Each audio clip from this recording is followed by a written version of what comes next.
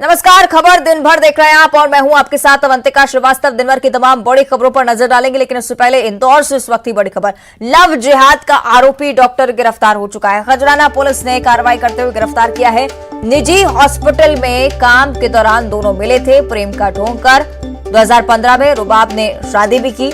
शादी के बाद धर्म परिवर्तन के लिए दबाव बनाया गया। युवती की शिकायत पर पुलिस ने केस दर्ज किया और अब बड़ी सफलता पुलिस के लिए ये कि आरोपी भी गिरफ्तार हो चुका है। सहयोगी विकास हमारे साथ ज्यादा जानकारी के लिए फोन लाइन पर जुड़ रहे हैं। विकास, क्या है पूरा मामला, साथ ही बड़ी सफलता पुलिस के लिए भी है कि लव जिहाद का आरोपी गिरफ्तार है? जी बिल्कुल, खजराना थाना क्षेत्र का ये मामला है जहां पर लव जिहाद के आरोप में पुलिस ने पीड़िता के ही पति को गिरफ्तार किया है। आरोप है कि इंटर्नशिप हॉस्पिटल में दोनों का परिचय आज से लगभग 7 साल पूर्व हुआ था और उसके बाद दोनों ने शादी कर ली। और शादी के बाद जो आरोपी रुबाब शाह है वो अपनी पत्नी परिवर्तन के लगातार कर रहा था और उसके दौरान प्रताड़ना भी वो करता रहा। पहले पुलिस थाने पर पीड़िता ने शिकायत, पुलिस ने गंभीर धाराओं पर को गिरफ्तार कर लिया है। पुलिस अब पूरे मामले में पृथक से जांच कर रही है। विस्तृत जांच का दावा पुलिस की तरफ से किया जाए। बिल्कुल, जांच निश्चित तौर पर विकास मामले की होगी। क्या युवती की तरफ से कुछ कहा गया अभी तक, कोई बयान गिरफ्तारी पर?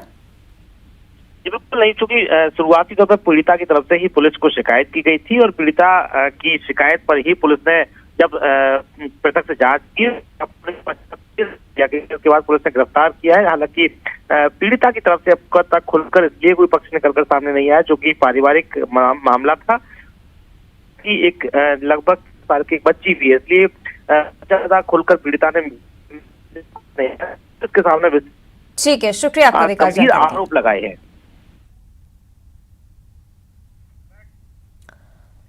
और अब बात कर लेते हैं भिंड की। न्यूज 18 की खबर का बड़ा असर हुआ है। मंत्री ओपीएस भदौरिया के भतीजे पर केस दर्ज हो चुका है। रिंकू भदौरिया के 8 समर्थकों पर भी मामला दर्ज किया गया है। सरकारी काम में बाधा डालने और धमकाने का मामला दर्ज हुआ है। ददरुआ धाम में वीआईपी गेट से निकलने को लेकर बदसलूकी की थी और पुलिसकर्मी के साथ बदसलूकी हुई। न्यूज 18 ने भी इस खबर को प्रमुखता से दिखाया और अब खबर का असर देखें। मंत्री ओपीएस भदौरिया के भतीजे पर केस दर्ज हो चुका है। सहयोगी अनिल हमारे साथ फोन लाइन पर जुड़ रहे हैं। अनिल, निश्चित तौर पर बड़ी कार्रवाई और ओपीएस भदौरिया के भतीजे पर केस दर्ज किया गया है, क्या कुछ जानकारी? अवंतिका जी, बता दूं मैं, ओपीएस भदौरिया सिंधिया समर्थक माने जाते हैं। वो भिंड में राज्य मंत्री का दर्जा उनको प्राप्त है और वो उनकी स्वच्छ और साफ छवि है। और देखना उनके भतीजे के द्वारा जिस तरह से वो ददरुआ धाम में सीएम विपणन समारोह में जाने के लिए उनके द्वारा वीआईपी गेट पर जो विवाद किया गया, पुलिसकर्मियों से विवाद किया गया, उसके बाद देखना पुलिसकर्मियों ने उनको समझाइश काफी दी। उसके बाद भी वो जबरन वहां से वीआईपी गेट से अपनी गाड़ी लेकर निकल गए। गांव वालों ने उसका विरोध भी किया। उसके बाद पुलिस ने आज दूसरे दिन उनके ऊपर तस्करी कारण बाधा का मामला किया। उनके 8 अज्ञात 8 समर्थकों को भी उनको आरोपी बनाया गया है, जिसकी खबर न्यूज 18 ने प्राथमिकता से दिखाई थी। बिल्कुल, न्यूज 18 की खबर का बड़ा असर इससे मानेंगे कि ओपीएस भदौरिया के भतीजे पर केस दर्ज किया जा चुका है। शुक्रिया आपका पूरी जानकारी के लिए। आगे बढ़ते भोपाल से बड़ी खबर है। कांग्रेस नेता के फार्म हाउस की दीवार गिरने से 2 मजदूरों की मौत हुई। 9 फीट की बाउंड्री वॉल गिरने से बड़ा हादसा। मलबे में दबने से 2 मजदूरों की जान चली गई है। रातीपड़ थाना क्षेत्र का मामला आपको बता रहे हैं, तस्वीरें आपकी टीवी स्क्रीन पर। बड़ा हादसा भोपाल से जानकारी। कांग्रेस नेता के फार्म हाउस की दीवार गिरी, 2 मजदूर मलबे में दब गए, दोनों की जान चली गई। सहयोगी जितेंद्र हमारे साथ फोन लाइन पर जुड़ रहे हैं। जितेंद्र, क्या कुछ हुआ पूरे हादसे के दौरान? देखिए, अगर बात करें तो रातीपड़ थाना इलाके का पूरा मामला है। ये कांग्रेस नेता हैं, उनका फार्म हाउस है जहां पर काम चल रहा था। निर्माणाधीन जो है दीवार 9 फीट की हाइट की दीवार गिर गई, जिसके दबने से 2 जो मजदूर हैं घायल हो गए। इसमें एक युवती है 18 साल की और एक युवक है 19 साल का। दोनों की मौत हो चुकी है। हालांकि पुलिस ने दोनों के शव को पोस्टमार्टम के लिए भेज दिया, मगर कह सकते हैं कि बड़ी लापरवाही है। कांग्रेस नेता के फार्म हाउस पे काम चल रहा था जहां पर ये इस तरह से दीवार गिरने से दोनों की मौत हो गई और बहुत बड़ा हादसा हो गया। ठीक है, शुक्रिया आपका जितेंद्र जानकारी के लिए।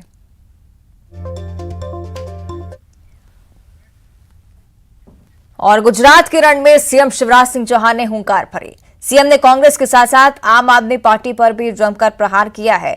शिवराज ने राहुल की पदयात्रा पर तंज कसते हुए नो बॉल करार दिया, जबकि आप को उन्होंने व्हाइट बॉल बताया।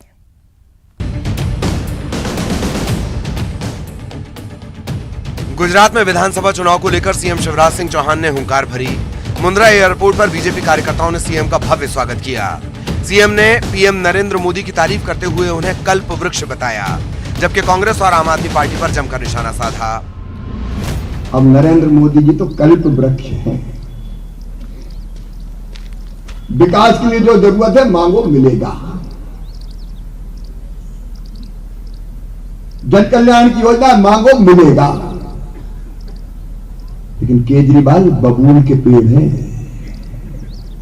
केवल कांटे मिलेंगे कांटे। बोया पेड़ बबूल का आम कहां से होए। और राहुल बाबा खरपतवार हैं, खेत में हो जाता है ना, क्या कहते हैं उसको, फसल के बीच में पैदा हो जाता है जिसको उखाड़ना पड़ता है बाद में। नींदा, ये नींदा अपने विकास की फसल ही खराब कर देगा भाई। सीएम ने मांडवी विधानसभा के भोजपुर, अड़ासा, मोरबी और भावनगर पश्चिमी विधानसभा में चुनावी सभा को संबोधित किया। गुजरात में 2 चरणों में चुनाव होने हैं। पहले चरण की वोटिंग 1 दिसंबर तो दूसरे चरण के लिए 5 दिसंबर को मतदान होगा, जबकि नतीजे 8 दिसंबर को आएंगे। और प्रदेश के गृह मंत्री डॉक्टर नरोत्तम मिश्रा चुनाव प्रचार के लिए गुजरात पहुंचे, जहां पर वे बनासकांठा जिले में हुए ब्राह्मण समाज के सम्मेलन में भी शामिल हुए। सम्मेलन को संबोधित करते हुए उन्होंने कहा कि आज मोदी जी के कारण ही हिंदुस्तान में धर्म पताका फहरा रही है। अब दुनिया हिंदुस्तान को काशी विश्वनाथ महाकाल लोक सोमनाथ के कारण जानती है। नरोत्तम मिश्रा ने आगे कहा कि गुजरात में मोदी जी जैसा वैश्विक नेता दिया है, जिसे देश को बदल कर रख दिया। काम दोनों एक ही कर रहे हैं। जो काम आप धर्म की ध्वजा पताका को लेकर चलने का काम करते हैं, वही नरेंद्र भाई मोदी जी कर रहे हैं, वही अमित शाह जी कर रहे हैं। ब्राह्मणों पर मोदी जी के पहुंचने के पहले की कश्मीर की स्थिति और आज की स्थिति 370 मोदी जी और अमित शाह जी ने एक दिन के अंदर हटा दी। आजादी के बाद से मांग कर रहे 35 से हटा दी। जो पाकिस्तान हमें रोज आंखें दिखाता था ना, आज पाकिस्तान की आंखों में आंखें डाल के जवाब देने वाले व्यक्ति का नाम नरेंद्र भाई मोदी है। और महाराष्ट्र में भारत जोड़ो यात्रा में शामिल होने के बाद शेगांव में मुख्यमंत्री भूपेश बघेल ने संत श्री गजानन महाराज मंदिर में दर्शन किए। राहुल गांधी के साथ बैठकर भूपेश बघेल ने प्रसाद भी ग्रहण किया।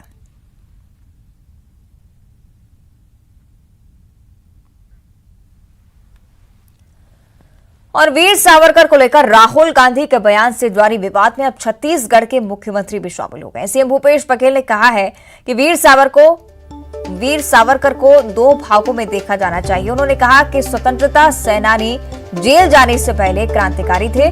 जेल में बंद रहने के दौरान सावरकर ने माफी मांगी थी और उन्होंने ऐसा काम किया जो उनकी क्रांतिकारी छवि के विपरीत था। राहुल गांधी ने दावा किया था कि सावरकर ने स्वतंत्रता से पहले अंग्रेजों से माफीनामे पर हस्ताक्षर करके महात्मा गांधी, जवाहरलाल नेहरू और सरदार पटेल जैसे नेताओं को धोखा दिया। मुख्यमंत्री भूपेश बघेल ने कहा कि स्वतंत्रता संग्राम के दौरान कई लोग जेल गए। बाल गंगाधर तिलक ने कभी माफी नहीं मांगी। महाराष्ट्र में राहुल गांधी के खिलाफ एफआईआर दर्ज हुई और इस पर मुख्यमंत्री ने कहा कि जो सत्य है उस बात को दिखाया है। उन्होंने जो चिट्ठी लिखी थी उसको पब्लिक के सामने रखा है, तो एफआईआर किस बात की? बात तो कही नहीं है। जो तथ्य है उसको दिखाया है। जो उन्होंने चिट्ठी लिखी है उसको पब्लिक के सामने किया है। एफआईआर क्यों कर रहे हैं? उनको जवाब देना चाहिए। लोकमान्य बाल गंगाधर तिलक मंडले जेल में 6 साल रहे, उन्होंने माफी मांगी नहीं। सरदार भगत सिंह को फांसी हो गई, उन्होंने माफी नहीं मांगी। आज बटुक महाराज के आज उसको हम स्मरण कर रहे हैं, उन्होंने माफी नहीं मांगी। गांधी जी ने माफी नहीं मांगी, नेहरू जी ने, सरदार पटेल ने, किसी ने माफी नहीं मांगी। यदि सावरकर देखना है तो दो हिस्सों में देखना पड़ेगा। जब वो जेल गए उसके पहले सावरकर क्रांतिकारी थे और उसके बाद जब जेल गए तो फिर वो लगातार माफी मांगने लगे और अंग्रेजों से उन्होंने वजीफा लिया। 60 रुपया उनको हर महीने पैसे मिलते थे और जेल से छूटने के बाद कभी वो जो क्रांतिकारी उनकी छवि थी उसके विपरीत उन्होंने कार्य किया। तो ये दूसरे पार्ट को आपको देखना पड़ेगा। उन्होंने अंग्रेजों से मिलकर जो काम किया है वो उसके इतिहास। उधर नेता प्रतिपक्ष नारायण चंद ने कहा कि कांग्रेस पार्टी और राहुल गांधी को इससे पहले इतिहास पढ़ लेना चाहिए। स्वतंत्रता संग्राम और आजादी की लड़ाई में वीर सावरकर का क्या योगदान था। पहले राहुल गांधी अंडमान निकोबार जाएं, सेक्युलर जेल देखकर आए। अच्छा होता कि अंडमान निकोबार जाकर भारत जोड़ो यात्रा निकालते।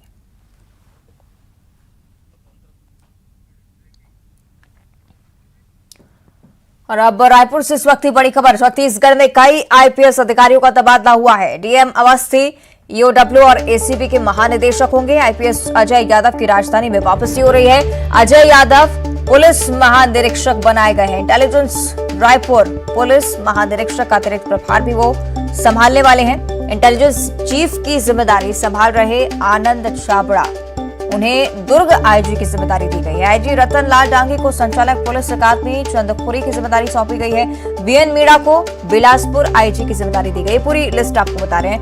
ईओडब्ल्यू की कमान संभाल रहे आरिफ शेख को रायपुर को छोड़कर रेंज के बाकी जिलों की जिम्मेदारी सौंप दी गई है। बतौर आईजी वे इस जिम्मेदारी को संभालेंगे और राजनांदगांव रेंज में उप पुलिस महानिरीक्षक की भूमिका निभा रहे राम गोपाल गर्ग को प्रभारी पुलिस महानिरीक्षक सरोजा बना दिया गया है। सेगी ममता हमारे साथ फोन लाइन पर जुड़ रही है। ममता, कई बड़े बदलाव, एक बड़ी प्रशासनिक सर्जरी।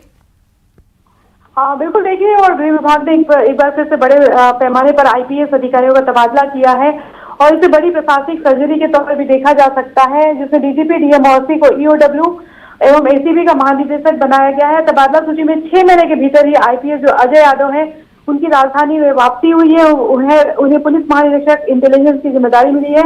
इसके अलावा रायपुर पुलिस महानिरीक्षक का अतिरिक्त प्रभार उन्हें दिया गया है। इंटेलिजेंस चीफ की जिम्मेदारी संभाल रहे आनंद छाबड़ा को दुर्ग आईजी की जिम्मेदारी दी गई है। वही आईजी रतन लाल डांगी को संचालक पुलिस अकादमी चंद्रपुरी की जिम्मेदारी मिली है, जो अभी तक डीएम अवस्थी संभाल रहे थे। वही बीएन मीणा को बिलासपुर आईजी की जिम्मेदारी दी गई है। ईओडब्ल्यू की कमान संभाल रहे आरिफ शेख को रायपुर को छोड़कर जो बाकी के रेंज के बाकी जिलों की जिम्मेदारी सौंपी गई है और बतौर आईजी वे इस जिम्मेदारी को संभालेंगे।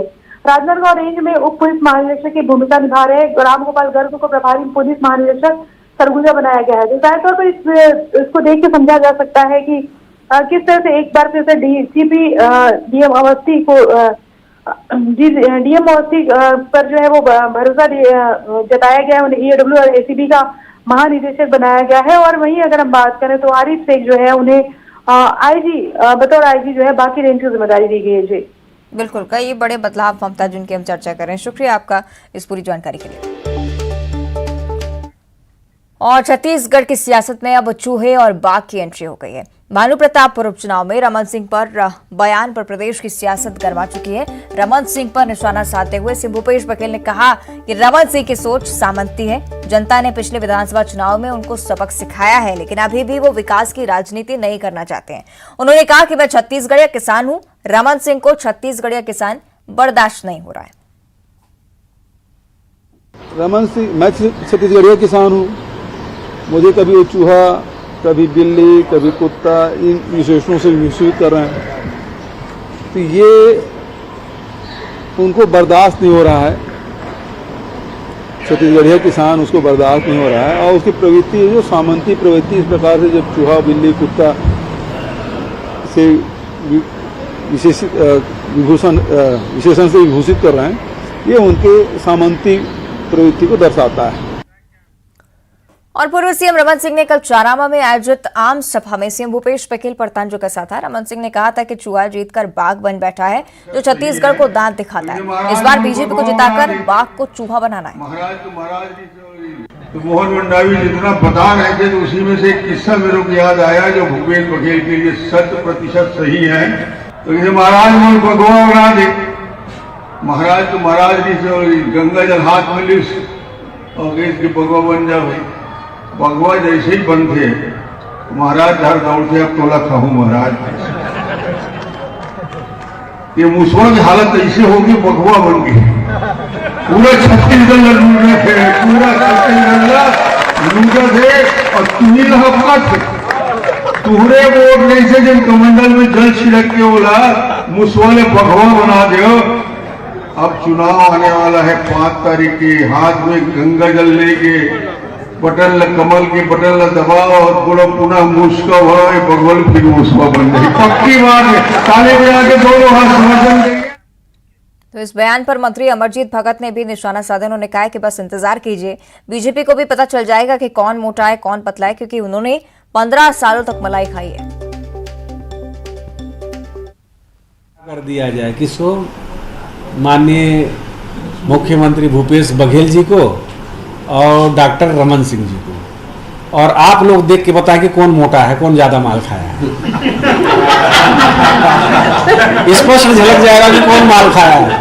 15 साल तक खाया है, तो 15 साल में तो कौन मोटाया है, कौन मुसवा से शेर टाइप का वो मोटा उसके टाइप का हो।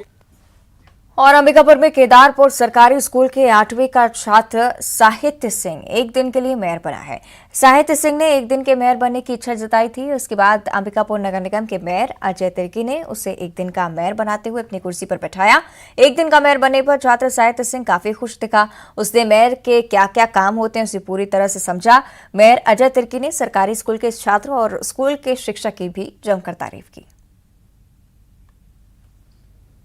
मुझे महापौर बना, मुझे बहुत खुशी हुई। अच्छा, कौन से स्कूल में पढ़ते हैं और क्या करते हैं, किस क्लास में? मैं क्लास 8 में पढ़ता हूँ और केदारपुर स्कूल में पढ़ता हूँ।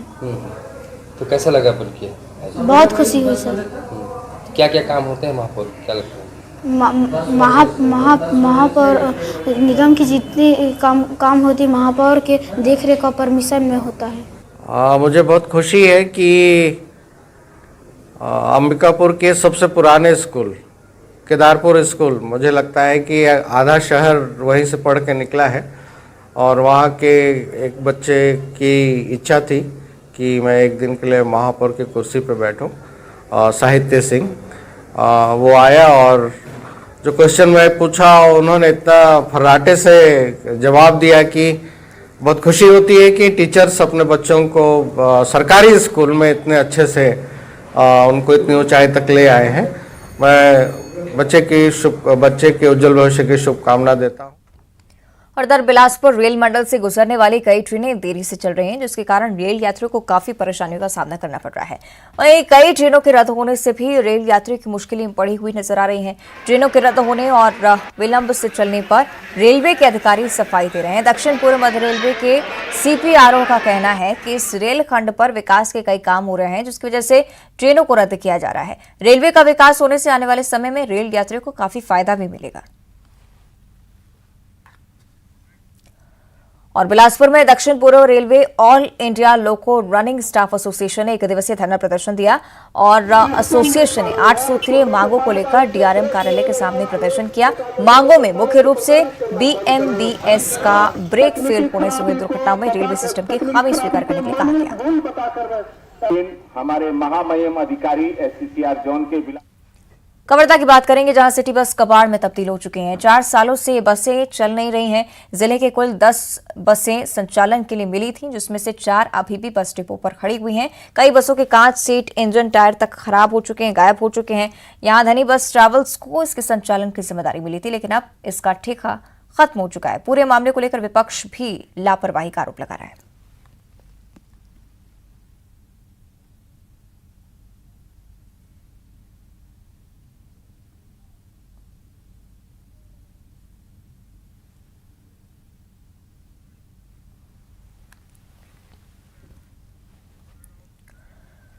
उधर कोरबा के रजकामार शांति नगर बस्तर में बेहद खतरनाक अहिराज सांप के निकलने से इलाके में सनसनी फैल गई। लोगों ने देखा कि पीले और काले रंग का सांप बस्ती की ओर आगे बढ़ रहा है और इसी दौरान लोगों ने बस्ती में सांप होने की सूचना स्नेक रेस्क्यू टीम को दी। इसका सुरक्षित रेस्क्यू किया गया। और बुलेटिन में फिलहाल इतना ही। खबरें लगातार जारी हैं।